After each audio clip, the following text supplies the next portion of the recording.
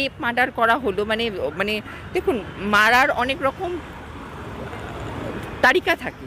মানে এটা যেভাবে মেরেছে, মানে সেটা ভাবা যায় না, কোনো সভ্য সমাজ এটাকে কখনো অ্যাকসেপ্ট করবে না। আজকে দেখুন, তাদেরও তো বাবা মা রয়েছে, কত আশা করে মেয়েটাকে পড়াশোনা করিয়েছিল। আজকে তাদের এত লোভ, এই তো সব দেখছি যে ওষুধের জাল কারবার, এগুলো কেউ কি জানতো না? আমার বক্তব্য হচ্ছে এগুলো কোনোদিন একের পর এক তথ্য বেরোচ্ছে। আর তারপর শুধু তাই না, ডেড বডির সাথে সেক্স, আপনি ভাবতে পারছেন কোনো সুস্থ মস্তিষ্ক? এরা নাকি আবার